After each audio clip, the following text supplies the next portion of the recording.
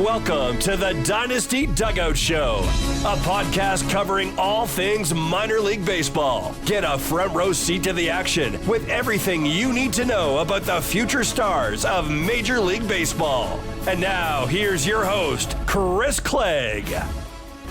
Good morning and welcome to the Dynasty Dugout Show. We're back to talk more prospects, and we've got Rhys and Beck with me. We're looking forward to a great show. We're going to talk some breakout prospects. We're going to we're going to answer some listener questions from the Discords. Had some fun questions to discuss, and there's been some names that have been all the buzz already in the Discord, and it seems like every day it's some of the same names that were popping up. So we're going to talk some of them, like, are they legit? Are they not? Because the reality is it's April 17th as we're recording this, and most of every level but AAA's got like 2 weeks in at this point. So we don't have a lot of data to go off of, but it is worth like jumping on some guys. And so I think we'll talk some of these guys that appear to be breaking out based on like the surface numbers, and we'll talk whether they are legit or not. But first, Rhys, Beck, how you guys doing today? I'm doing good. I'll go first, I guess. I'm doing good. Been a good day, and I'm super pumped to find out if Josiah Hartshorn is legit and talk about Dax Kilby. Yeah, fun names. I think we're all excited. We're all excited for that. Thanks for having me on. I'm happy to make my first appearance of the season. Absolutely, going to be a good season. Just underway, but it's going to be a great minor league season. I'm pumped. But yeah, so some early breakout prospects. We got some hitters and some pitchers. This guy's kind of been buzzy since the beginning of the year, and he was somebody that I kind of wrote up on a whim, I think the second day of the minor league season, just because I thought there was some changes that had been made just based on what I had seen and some buzz from this offseason. That's Ronny Cruz of the Washington Nationals. He's 19 years old. He was traded from the Cubs over to the Nationals as part of the Michael Soroka deal last year. And Soroka obviously didn't last long in Chicago. He's now with the D-backs and looks really, really good. But Cruz is... The Nationals development, first off, has taken a leap, in my opinion. They got Paul Tabani to come over from the Red Sox and kind of head things up. And they've took a lot of the Red Sox dev guys, and there's been a lot of guys that have really popped, in my opinion, on the hitting and pitching side. So one, I'm in on the Nationals development now moving forward. They really needed to make a move like this. And then Ronny Cruz, who was a third-round pick back in 2024, has really taken a jump. And he's coming off a game last night, when he had 3 hits. He had a home run the night before. He's up to 3 home runs so far, 4 doubles.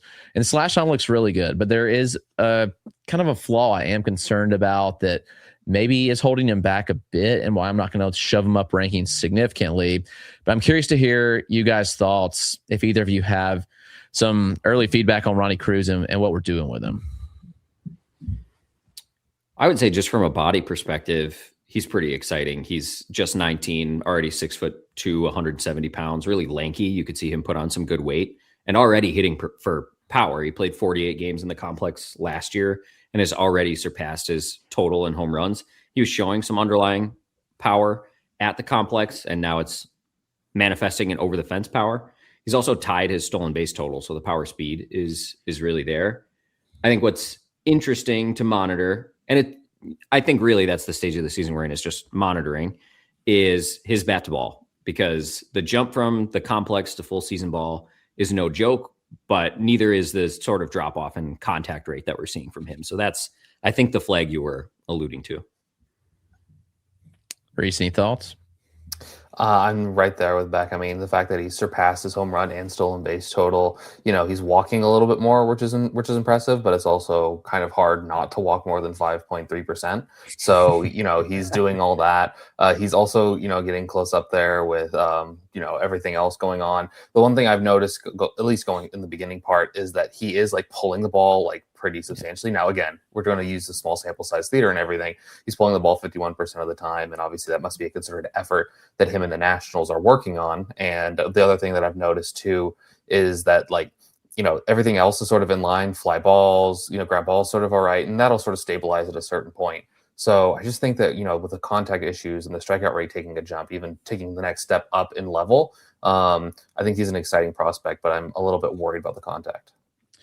Yeah, I would say that the weakest tool is the hit tool for sure. And the contact skills are going to have to improve. After last night's game, he was hovering around like 64% overall contact, which isn't really reflective of the 24% strikeout rate. One thing I will say is I think Cruz is making not only a concerted effort to pull the ball more, but he's really jumping early in counts, which I think is to his benefit in single A. Pitchers just honestly not as good. So he's getting off some pitches early, getting in before he's getting deeper into counts, and it's paying off. So there's some things to like about that. I think Ronny Cruz he's going to push like a top 250 prospect for me, and against April 17th. So by the end of April, when I update, it could be higher if we see the bat to ball improve. But right now, I'd say he's like a top 250 guy. Could push higher. I don't know if you guys are higher on him or lower on him than that, but Beck, where would you kind of have him land? Yeah, I think that sounds right for a sort of speculative breakout in full season ball. I'm not going to shove him just because I normally think about points leagues, a lot of which have strikeout penalties, and it's really hard to project a hit tool like this to be anything better than average at best at this point. So I think top 250 makes sense. Yeah. Rhys, higher, lower? I'm right there, top 250. Yeah. You know, you might as well buy in while the hype is, at this point. I think he's only going to start taking more hype as, we start to talk about him. I know Jeff Ponce recently just talked about him on a podcast. Anytime that guy talks about a prospect, they're like stock soars. So, I mean, right now, top 250 is a really good spot for him. Yeah, get in, see where it goes, and then move on. This next guy has not got a lot of buzz. Rhys, you wrote about him today in today's articles we're recording, but Manuel Pena of the Diamondbacks, he's a 22-year-old in Double-A, and he's raking. He's got 8 home runs in 50 plate appearances so far.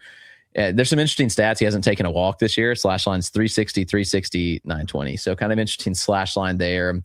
Contact skills probably, again, maybe the deterrent, but they are better than what we were talking about from Cruz. But he's an interesting player because he hasn't got talked about very much. He's probably the best like power breakout we've seen in the below AAA levels so far. But Rhys, what were your thoughts as you wrote about him today? And is there anything to see here at all?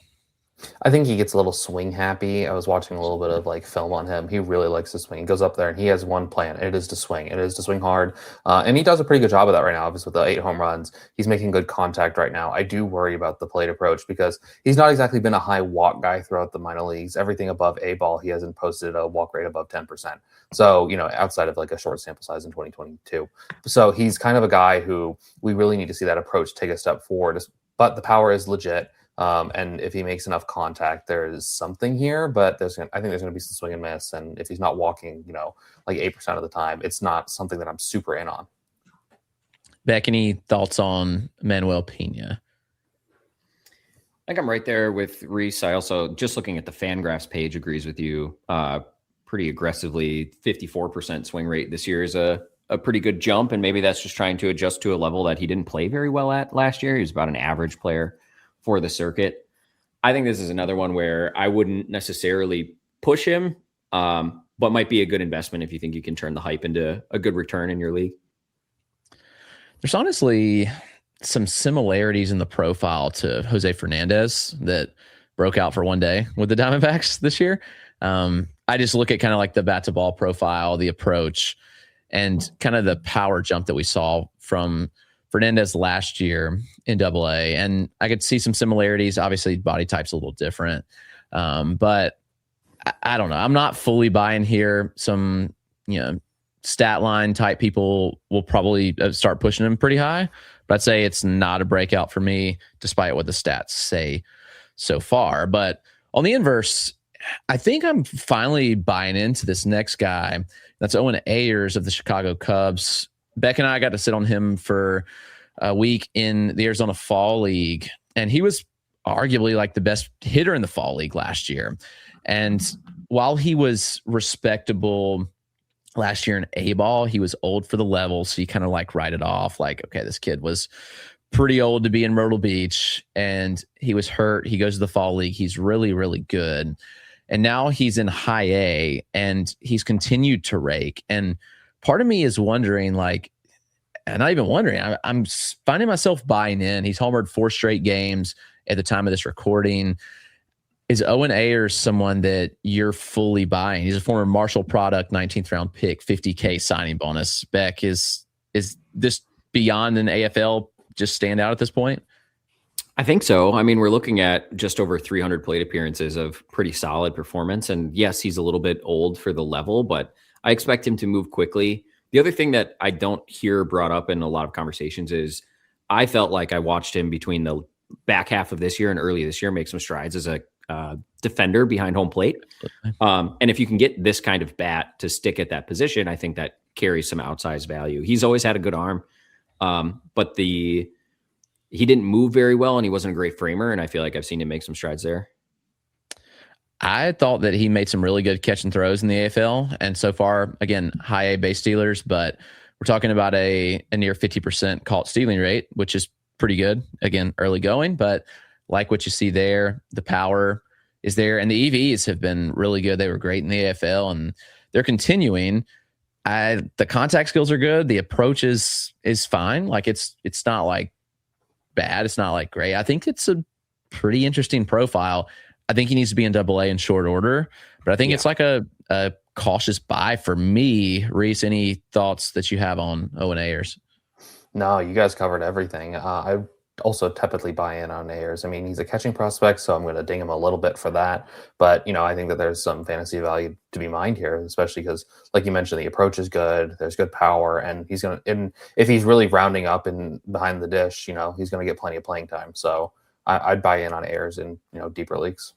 Yeah, for sure. Let's head over to one of their rivals, the Pittsburgh Pirates. Wyatt Sanford, former second-round pick back in 2024. Sanford's somebody I really liked out of the draft that year. I saw him on the backfields that next spring, and it was kind of one of those cases where it's like you see what he could be. He didn't really actualize that last year in single A in the complex, especially on the power side of things. But this year, the profile seemingly flipped on its head. We've seen the contact rates fall substantially, the strikeout rate go way up, but there's almost a concerted effort for Sanford to get to more power.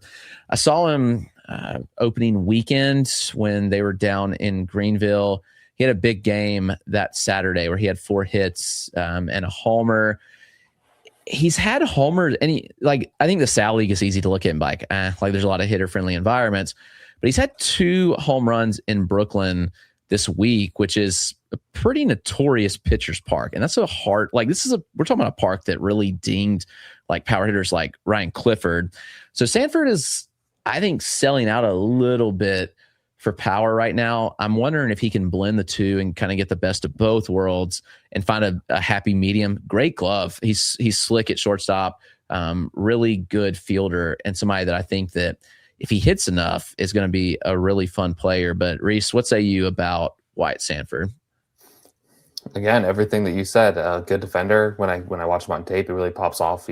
He's probably going to be a 55 to a 60 glove. So there's going to buy plenty of time, for him to figure out the bat at the major league level, some positional versatility as well. So he can play second base, go play third base. He's got a good arm. And this concerted effort to hit for more power has been quite an interesting development because he's almost matched his home run tally from last season. He had 5 home runs last season. He's at 4 right now. And like you mentioned, every time I hear the Mets prospects or anything, they talk about some of the worst hitting environments. Brooklyn is constantly repeated. It is one of the worst places to hit. The batter's eye can be distracting when you have a what do they have? They're like a roller coaster in right field, right? It's a pretty crazy backdrop. So it's a distracting place to hit, but he's showing that he can hit for power in almost any ballpark. I'm buying in on Wyatt Sanford. Yeah, I think it's worth a shot to take. But Beck, any other feedback there? I was just going to get more specific on Brooklyn. It's particularly bad for left-handed hitters. Mm-hmm. So seeing Sanford do that in Brooklyn, I think was really encouraging. It has been a total, I think, rebuild of the profile. It was very hit tool driven last year. Some of that is speed based. He might run pretty good BABIPs because he's a good runner. Also worth noting, and this is true of both Pena and Sanford, because it's so early in the year, over 40% of their fly balls have left as home runs, and that'll come down. So I don't expect the torrid pace to continue. But if he can find the sort of bat to ball that he had last year while trying to be intentional about lifting and launching to the pull side, he's going to be really interesting really quickly. Yeah. And the other thing about Brooklyn is it's literally on the ocean, and it just blows in from right field. So it's just when you're in bombs in Brooklyn from the left side, then something to note for sure. But yeah, Sanford's fun name. Let's get one more bat in, and that's everybody's favorite catching prospect right now, and that's Nathan Flewelling of the Tampa Bay Rays. He was one of those guys last year that he didn't put up good surface numbers, but he was a guy that I repeatedly saw Charleston a lot. And it was like one of those where it's like it looks the part, and then the underlying data was really, really good. And this year he's popped off substantially.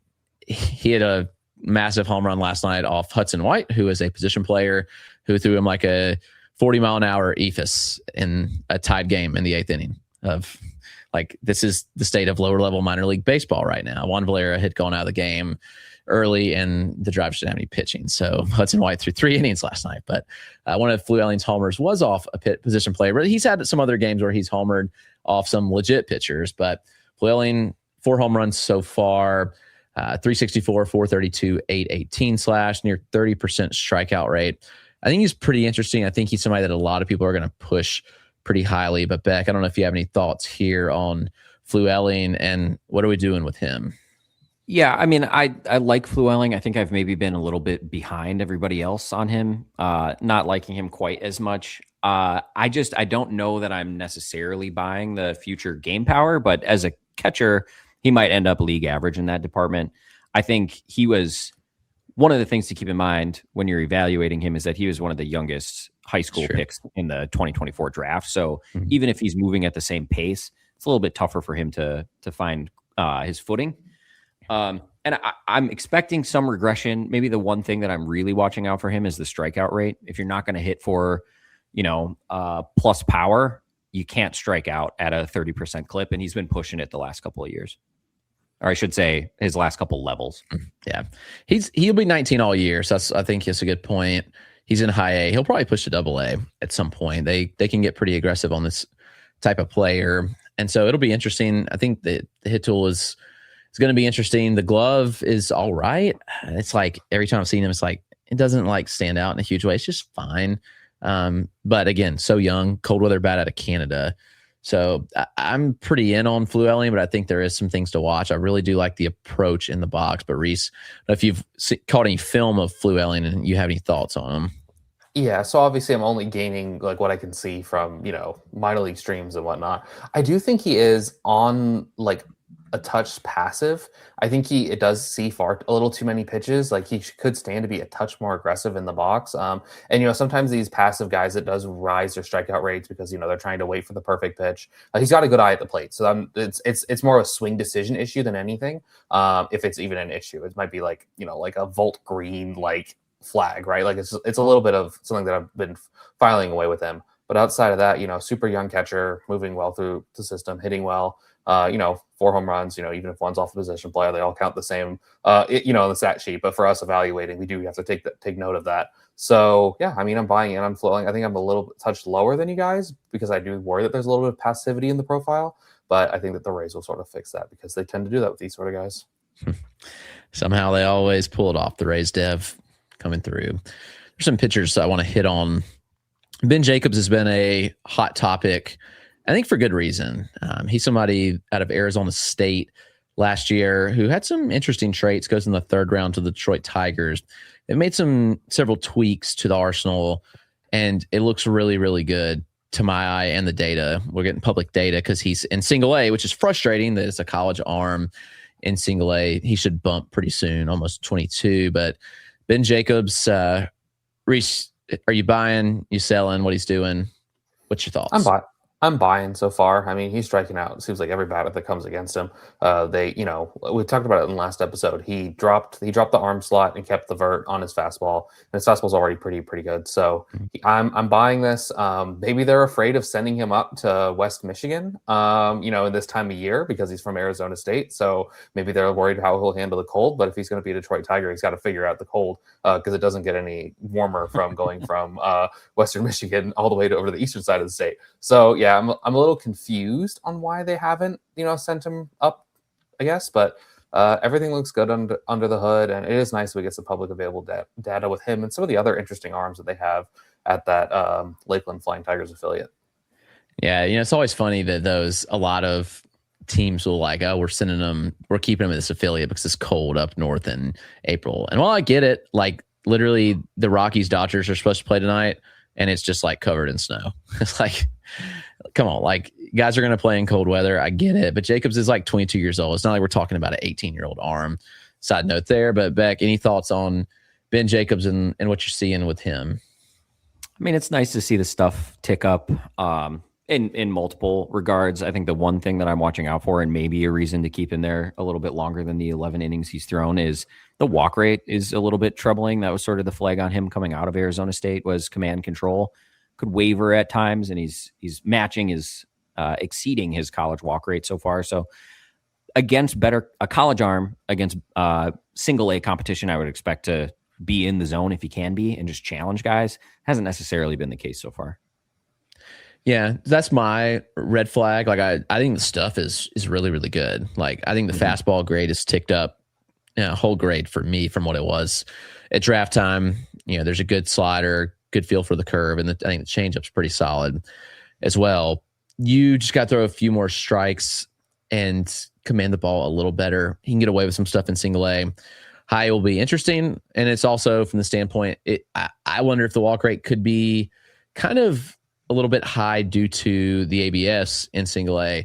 But then again, you look at it, he was 12.2% last year at Arizona State, 12.2 or 12.4 the year before. So it's not been like a case where it's jumped substantially. So I am keeping an eye on that. But he is an interesting prospect that I'm pretty in on. So he's moved up my board a lot.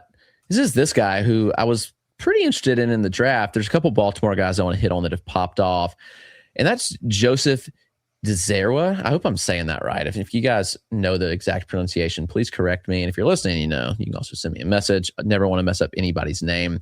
But he's a lefty, 6'8" out of Michigan State, goes second round to the Orioles last year, and he's really looked the part so far this season. Beck, you got any thoughts on him, and is it buy profile for you? Well, I just want to shout out the Big Ten. It's not often we get somebody exciting sort of popping off early in the season. So shout out the Big Ten.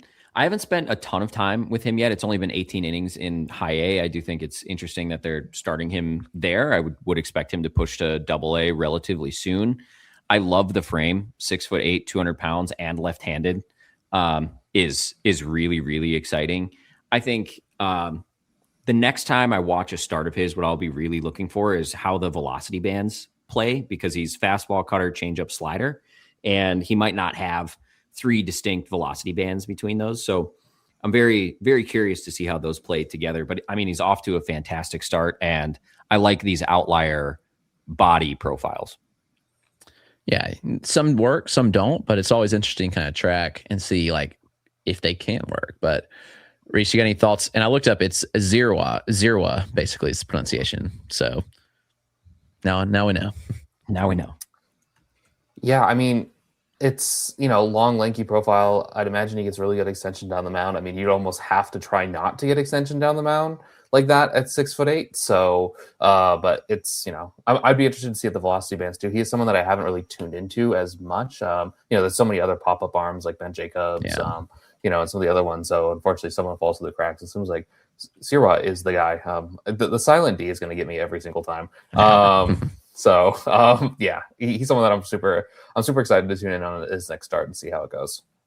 It's nice to see that he's throwing strikes too. Sometimes these guys that are so big have a hard time controlling their limbs, and command and control seems to be something that he's sort of spectacular at. It was I think like a 6% walk rate his draft year. The other thing is I think the changeup's probably the best pitch. And normally I don't like that if you're right-handed. But as a lefty, you can almost play like a right-handed slider against right-handed batters. So I'm okay with that. I just want to see how the arsenal plays across velocity bands and how his arsenal develops. Yeah, it's kind of interesting. Like based on his college data, he was 6'1" extension, so pretty poor extension from that frame. And the extension's really bad on the breaking ball. Slider curve extension was 5'5", so really, really short extension there. Fascinating. But yeah, it's he's in like 92 on the fastball, some 95s he'll clip. The cutter is interesting. Like looking at that data, the cutter was like 84 in college last season. I want to see where it's at now, but the slider and curveball are actually similar velocity bands, different shapes. So yeah, it's something to watch pretty closely, but the changeup is by far the best pitch, like 18 inches of fade, pretty good depth, sitting in the low 80s. So he's got good enough separation, but yeah, fascinating player. This next guy, also an Orioles prospect, JT Quinn. He has been incredible so far. 9 innings, but near 50% strikeout rate, 6% walk rate. He was out of Georgia last year. Looking at a guy that was mostly a reliever during his college career, 2 years at Ole Miss, and then his junior year at UGA. He made some starts, but mostly relief appearance, 36 innings last year. He's somebody that they're stretching out to be a starter, and actually it looks like the profile could work. He's another big guy, 6'6", 210. He's a righty. The stuff's pretty interesting. Like the fastball really plays. This is a sinker. Like he's going to go like work it down the mound and try to get ground ball outs, but he is missing a good many bats. But Rhys, have you tuned into JT Quinn yet? And what are your thoughts on him? I have not, but you know what? It seems like a lot of these teams are starting to target these, SEC programs and taking some of their relievers. I mean, Tanner Franklin's like, the guy right now, right? He was a reliever at Tennessee, and then he's a really not a particularly good one at Kennesaw State before that. And then they're stretching him out as a starter, and now the Baltimore Orioles are doing the same thing. And it's like, looking at the data right here, it's a decent shaped fastball, like 13 inches of induced vertical break and 13 inches of horizontal movement on the two-seamer. So he's got some interesting shapes on his pitches, and he's starting to show some sort of command, which is a big improvement for a guy who's been walking a bunch of guys, because he's been a reliever, so he just has to go up there and rip it more or less in the SEC. So I'm really interested to see what he does. I have not tuned into a start yet, but I think I'm going to change that. Yeah, he's one that I hate that I missed, because I don't know if they were in Spartanburg opening weekend and he pitched, and I just totally missed that, but we might go in to see in person. But regardless, I think he may be pitching today as well, so we'll see how that start turns out. But yeah, fascinating arm. Beck, you got any thoughts on JT Quinn? Just big body, really funky delivery. He's already 6'6", and there's some deception involved, so that's really interesting on its own. I think you're seeing it show up in the strikeout rates too. The stuff is pretty good, but the command can waver. He hasn't really walked many batters, mostly because he's striking them all out, but he hasn't really been in the zone that often either. He's thrown 137 pitches, right around 50 balls. So it's about average strike rate for high A. Yeah, he's been up to 99 this year, so that's fun to see, and especially in starts. And yeah, I think he just kind of grip, like you said, he's just going to grip it and run it. And the breaking ball is pretty good. He gets some good depth on the curveball. It's pretty high release point, so it's pretty interesting to watch. And one more name that I want to hit on, we'll get some questions, and that's Jackson Humphries, a lefty out of Cleveland. This is kind of a personal favorite of mine. I've seen him pitch several times in person over the years, and he's always one of those guys that I watch, and I'm like, it feels like he should be putting up better stats than he actually does. And he's just never really put it together. But this year, while it's a really small sample, some things have seemingly ticked up with Jackson Humphries. He's got 14 innings under his belt in high A. He's 21 years old now, lefty, got a pretty good frame. The fastball's always been kind of the deterrent, but he has ticked up a little bit on the fastball, so that's something to watch here. And I'm pretty intrigued by what he brings to the table. It's another lefty that's got a really good changeup, but he's also got a pretty good feel for two breaking balls. So I'm watching Humphries pretty closely. His last start, he struck out 10 across 5 innings of 1-run ball, just 2 hits allowed and no walks. He's been a really good command guy at times in his career. Like when I watched him, at times he looked good, and then there was other times where the command kind of faltered and went. But I'm kind of hopeful here about Jackson Humphries, but I'm curious if y'all have any thoughts on him. Rhys?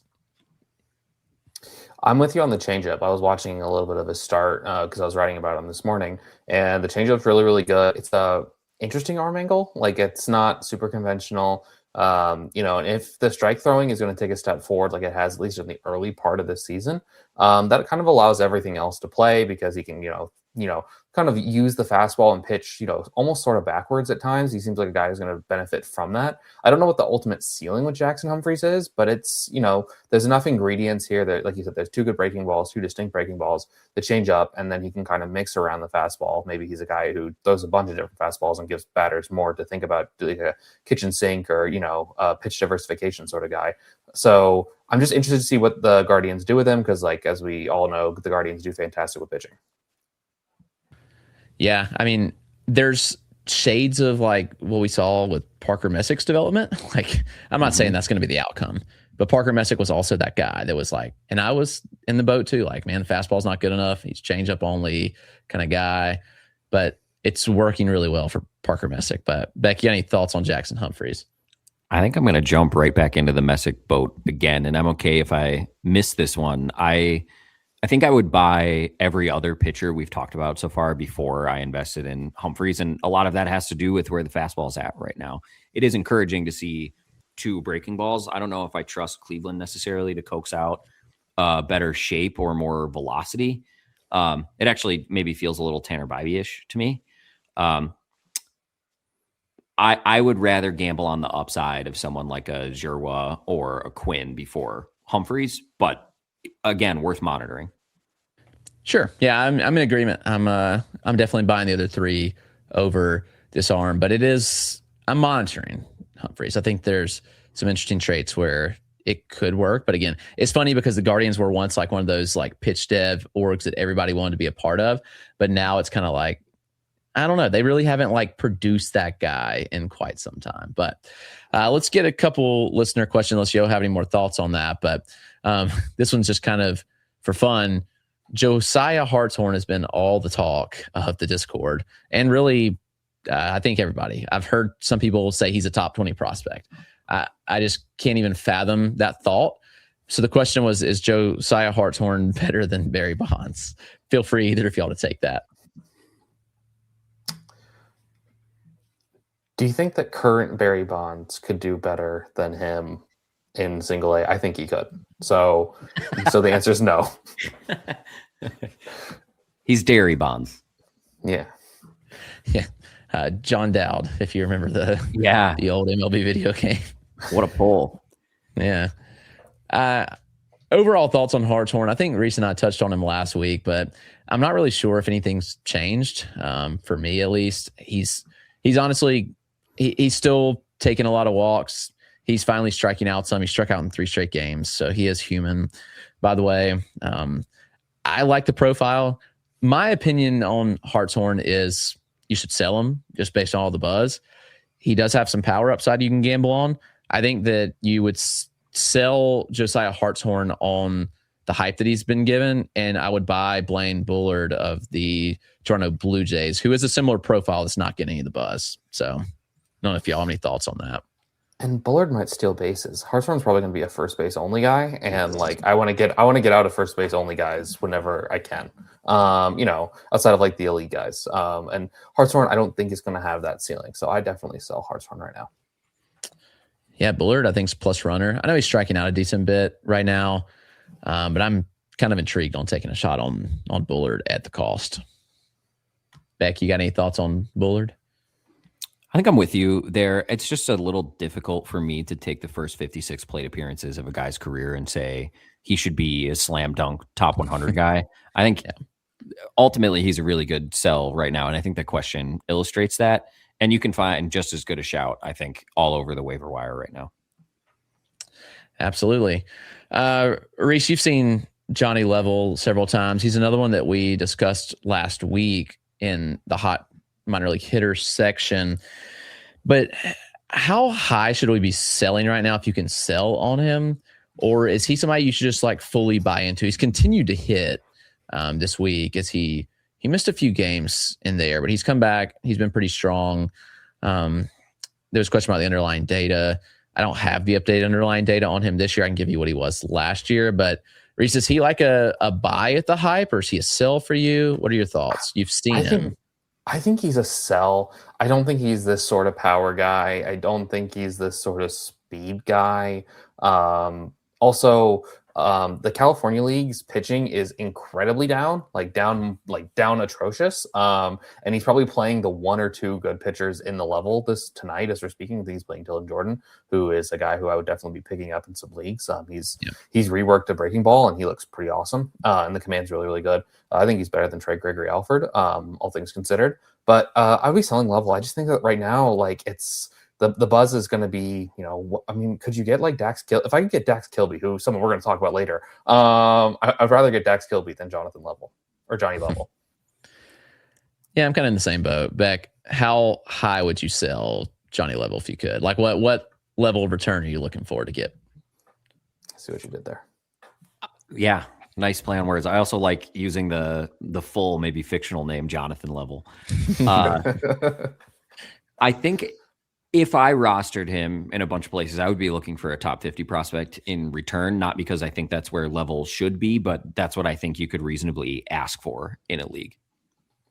I think that's fair. I would definitely sell for a top 50 prospect. Last year's data, again, you're older.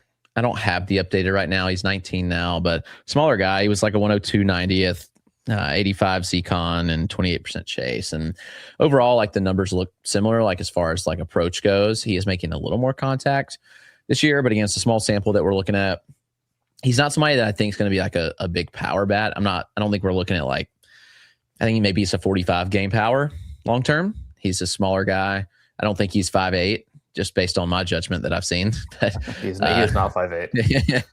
Yeah. So that confirms that. It always helps when you see players in person and you're like, yeah. I think you described him as not Caleb Durbin short, but he's short. Yeah. Yeah. Durbin is I love Caleb Durbin, but he is teeny. when I go on the field and a player's shorter than me, they're short. So I'm 5'8", 5'9" on a good day. So Caleb Durbin was I looked down on him. But, yeah. All right, Dax Kilby. Evie's question was, what do we do with him right now? And I'm not sure if he's completely serious with obviously he's injured, he's not playing. The outside out of mind thing is real. I will acknowledge. I think that in a dynasty league, it does affect value for some dynasty manager. So I'm absolutely acknowledging that. And he's got a hamstring injury. How long does that keep him out? We'll see. I think the debut is enough that you got to hold him, in my opinion. He did so many great things in his debut, put up some pretty absurd data, where Kilby, to me, you just got to hold and hope he comes back soon. But any thoughts from you guys on what we're doing with Dax Kilby right now? This doesn't really change anything about the kind of player that I think Dax Kilby is. And so maybe I take more of a long-term view on prospecting. I don't really day trade prospects, as it were. So if I were in a position where I roster Dax Kilby and I'm wondering what to do, I would just sit on it. I would still be treating him like a top 50 prospect, and certainly would not be considering moving off of that value. I'm with Beck 100%. I would just be sitting, holding. If anyone tries to come in, trying to lowball me, I'd tell him no. I'd be concerned if it was a reoccurring hamstring injury, but it looks like it's just a one-off. It could become a reoccurring thing, but anything can happen. And I'd just rather keep the guy who might be a plus athlete who has plus power projection in the tank. So I'm holding on to Dax Kilby. He could really once he starts playing in games, he could really take off, for your fantasy team, especially for the Yankees farm system. So, you spent a pretty high pick on him. Just, sit on the investment, I guess. Yeah. If you roster him, you can't move on. You can't sell him low. And that's what people are going to try to do, is low ball you, I think. So, the last player we'll hit on really quick. This was kind of a tongue-in-cheek question from our friend Mike Landry, who is a big card collector, and he asked about pushing. How high are we pushing Caleb Bonham? I did put in my bold predictions that he would be the next number one prospect, as just kind of an off the wall. And I'm not sure that's the case with some of the guys like Jesus Mate, just looking really good. Several other guys, Leo DeVries, one of them. But Bonham has been really good so far this season. He's hitting stride and he's hitting lots of home runs as of recent. After I guess that's slow couple game start, but he's been hitting the cover off the ball. He's a guy that looks the part, well filled out frame, and he's going to get to plenty of juice. He got 4 home runs in 54 plate appearances. And again, as long as he's in high A, he's going to put up some pretty absurd numbers, and especially playing in Winston-Salem, which is a notorious hitter's park. So it should be pretty fun for his surface numbers. But Rhys, how high do you think Caleb Bonemer can go in rankings? Like if I had to re-rank right now, or sure, like if you're ranking Caleb Bonemer, let's say in a month when Griffin and McGonigal and Weatherholt have graduated, like back end of the top 15. I don't know if that's too aggressive or whatnot. The way he's hitting, I mean, if you're not the only person I know that thinks that he could be like top prospect in baseball, so that he's in that conversation. So, he can't be that far off. I mean, it's good power. I mean, it's, looking like it might be a good approach. Well, I think the speed will be the thing that like underwhelms a little bit, but if he's hitting, 25 to 30 home runs, playing good third base defense, like making a bunch of contact, it doesn't matter if he steals like 10 bags a year. So I don't know. I'm probably like top 15, top 20. I'm certainly there on him. I'm top 20 on him right now, so I could get a little higher, but we'll see how the next few weeks go. Beck, how high on Caleb Bonemer? I had him at 30 in March, and I think he's top 20 right now. To your point, I think by the end of the year, we could see him in a lot of top 10s. I don't think that's an unpopular opinion right now. Yeah. So obviously a great hitter, and we'll do our best to push him for you. Mike, if you listen this long, we appreciate the support. Thanks for tuning in. We'll be back with you next week. We'll talk more prospects. We'll have some bigger samples by next week. And there's some legitimacy when we get beyond like the 2-week mark. And so we'll know like more on these guys, but overall, like it's been a fun start to the minor league season. There's a lot of buzz on a lot of guys on Twitter. You got to know, like you got to sift through the noise. Honestly, I mean, so much people are pushing 100 prospects at a time to try for you to get on. It's just like stupid. Like you can't do it. Everybody's a top 20 prospect. Everybody's a top 100 prospect. It's just the world we live in for everybody to be first. But that's my soapbox rant for the day. But you guys got anything before we get out of here? No, this has been fun. Thanks for having me on. Yeah. Thank you for having me. Absolutely. We'll do it again next week. So looking forward to chatting again. Thank you for listening, and hope you all have a great day.